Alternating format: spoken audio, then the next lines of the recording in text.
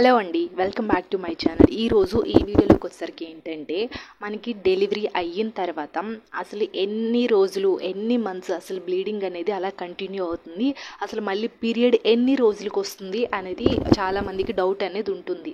So అంటే new మామ్స్కి అసలు ఈ బ్లీడింగ్ అనేది ఎన్ని రోజులు అవుతుంది, మనకి ఎప్పుడు మళ్ళీ రిటర్న్ పీరియడ్ అనేది ఎప్పుడు వస్తుంది అనే దాని గురించి పూర్తిగా ఈ వీడియోలో ఎక్స్ప్లెయిన్ చేస్తాను. సో చివరి వరకు అయితే చూడండి. మీకు ఎలాంటి డౌట్స్ ఉన్నా ఆఫ్టర్ డెలివరీ తర్వాత కానీ బేబీస్ గురించి కానీ డౌట్స్ ఉంటే ఖచ్చితంగా కామెంట్ చేయండి. నేనైతే వీడియోస్ చేస్తూ ఉంటాను, మీకు రిప్లై కూడా ఇస్తూ ఉంటాను.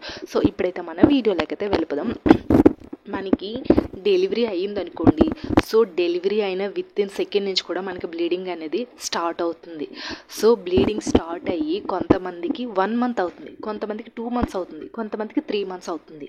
సో మినిమం 3 months వరకు కూడా ఖచ్చితంగా ప్రతి ఒక్క బాలింతకు కూడా అవుతుందండి. సో కొంతమందికి 1 monthతోనే ఆగిపోతుంది, సో ఆగిపోయి ఇంకా అలా ఉండిపోతుంది. కొంతమందికి ఏంటంటే మినిమం ఒక 2 months వరకైనా వస్తూనే ఉంటుంది. సో అది చెప్పలేం, అంటే ఒక్కొక్కరి శరీర తత్వాన్ని బట్టి మనకి బ్లీడింగ్ అనేది మినిమం 3 months వరకు వస్తూనే ఉంటుంది. కొంతమందికి లైట్గా డ్రాప్స్లో రావడం, కొంతమందికి ఓవర్గా బ్లీడింగ్ అవ్వడం. సో కొంతమందికి అయితే అసలు ఈ బ్లీడింగ్ అయ్యేటప్పుడు డేంజర్ సిమ్టమ్ ఏంటో తెలుసా మీకు? మనకి బ్లీడింగ్ అయ్యేటప్పుడు గడ్డల్లా వచ్చిందంటే అది చాలా డేంజర్ సిమ్టమ్. వెంటనే డాక్టర్ని అనేది కన్సల్ట్ అవ్వాలి. సో నార్మల్గా బ్లీడింగ్ లిక్విడ్లా వస్తే ఎలాంటి ప్రాబ్లం అయితే ఉండదు. బట్ మీకు కనుక బ్లీడింగ్ అనేది లిక్విడ్లా వస్తే ఎలాంటి ప్రాబ్లం అయితే లేదు.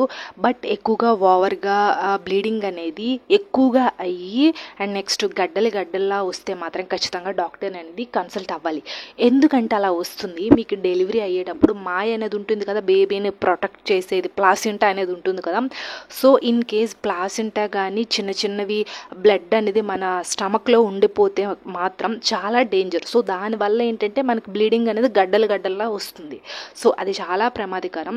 సో మన స్టమక్లో ఇంకేమైనా మాయ తాలూకా ఏవైనా ఉండిపోయేవనుకోండి, అప్పుడు మనకు బ్లీడింగ్ అనేది గడ్డల్లా వస్తుంది. సో అలా వస్తే డేంజర్. మీరు హాస్పిటల్కి అనేది ఖచ్చితంగా డాక్టర్ అనేది సంప్రదించాలి.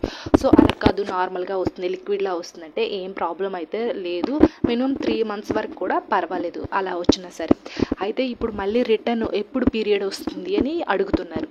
అయితే మనకి నార్మల్గా చెప్పాలంటే కొంతమందికి డైరెక్ట్గా అంటే ఫీడింగ్ చేసే ఎవరైతే డైరెక్ట్గా మదర్స్ ఫీడింగ్ అనేది ఇస్తూ ఉంటారో, సో అలాంటి వాళ్ళకి ఏంటంటే కొంచెం లేట్గా మనకి పీరియడ్ అనేది వస్తుంది. దానికి కారణం ఏంటంటారా, మన నుంచే పాలు ఉత్పత్తి అయ్యి బేబీ అనేది తాగుతుంది కదా. సో దానివల్ల మనకి బ్లడ్ అనేది సరిపోదు, కొంచెం తగ్గిపోతుంది. సో బ్లడ్ ఎప్పుడైతే మనకి తగ్గిపోతుందో అలాంటప్పుడు మనకి పీరియడ్ రావడానికి కూడా చాలా టైం పడుతుంది.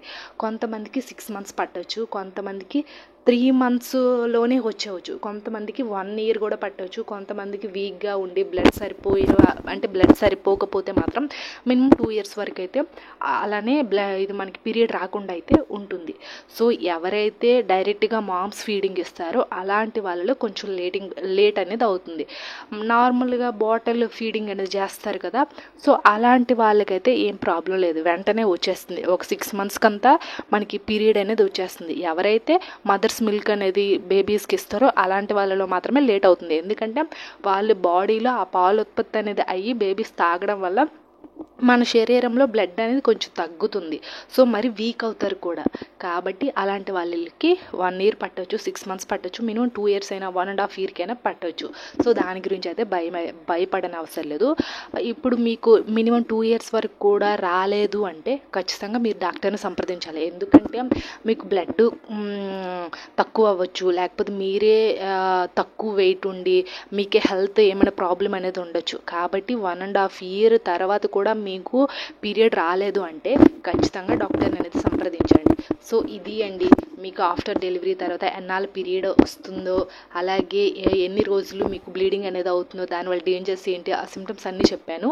సో ఐ హోప్ ఈ వీడియో మీకు ఇన్ఫర్మేటివ్ ఉంటే ఖచ్చితంగా లైక్ చేయండి. అలాగే మన ఛానల్ ఎవరైనా ఫస్ట్ టైం చూసినట్లయితే సబ్స్క్రైబ్ అయితే చేయండి. మీరు సపోర్ట్ ఎంకరేజ్మెంట్ మన ఛానల్కి ఇస్తారని అయితే కోరుకుంటున్నాను. Thanks for watching this video.